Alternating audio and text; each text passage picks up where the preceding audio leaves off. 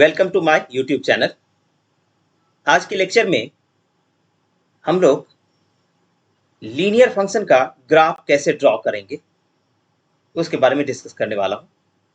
आज से हम various functions, linear function, quadratic function, exponential function, logarithmic function, trigonometrical functions and rational function, इन सारे फंक्शंस का ग्राफ ड्रॉ करना सीखेंगे। उसमें मॉडुलस फंक्शन भी रहेगा और modulus function in depth detail में थोड़ा डिस्कस करेंगे। अब तक हम लोग 5 कॉन्सेप्ट्स के बारे में सीख चुके हैं। इसमें पहला कॉन्सेप्ट है डोमेन एंड रेंज। दूसरा कॉन्सेप्ट है इंटरसेप्ट्स ऑन एक्सिस। एक्सिस बोले तो एक्स एक्सिस,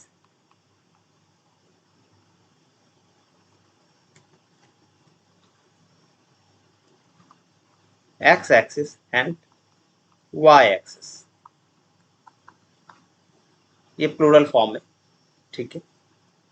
थर्ड कॉन्सेप्ट है symmetry about x axis, y axis and origin. Origin के अबाउट सिमेट्री, वाई एक्सिस के अबाउट सिमेट्री, एक्स एक्सिस के अबाउट सिमेट्री। मैं already discuss कर चुका हूं। फंक्शन की जब हम बात करेंगे तो एक्स एक्सिस के अबाउट सिमेट्री की बात नहीं करते हैं, क्योंकि वो फंक्शन नहीं होता है, वो एक रिलेशन होता है, ठीक है। Then dy by dx, that is slope of tangent. इसकी मदद से हम लोग जान चुके हैं कि कोई फंक्शन कहाँ पे इंक्रीजिंग होगा, कहाँ डिक्रीजिंग होगा, ठीक है।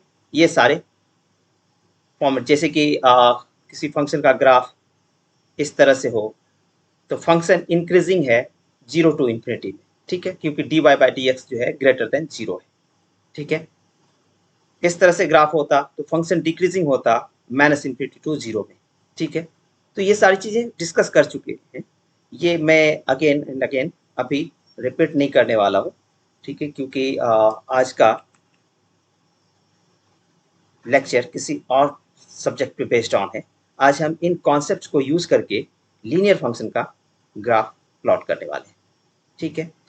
जो फिफ्थ कॉन्सेप्ट था वो था double derivative of y with respect to x, that is, इसको हमने बताया था कि इसकी मदद से हम लोग क्या करते हैं, point of inflection and concavity of curves. इसकी मदद से हमने सीखा था कि कर्व जो है कॉन्केव अपवर्ड होगा या कॉन्केव डाउनवर्ड होगा, ठीक है।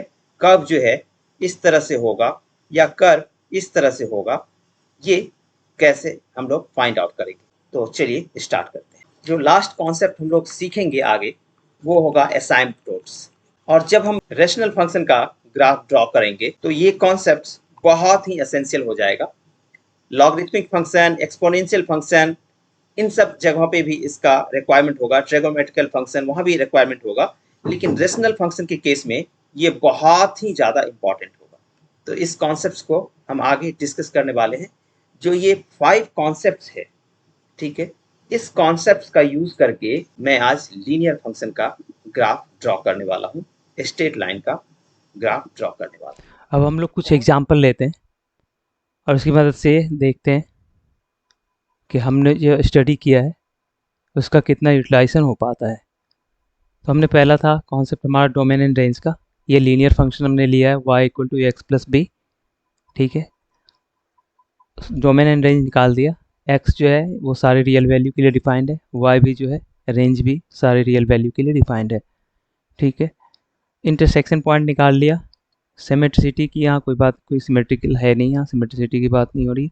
Then dy by dx slope of tangent निकाल लेंगे, वो a है यहाँ पे, ठीक है। और इस पर डिपेंड करेगा कि अगर a का वैल्यू पॉजिटिव है, निगेटिव है, तो ये इस तरह का होगा, ये पॉजिटिव के लिए होगा और इस तरह से निगेटिव के लिए है।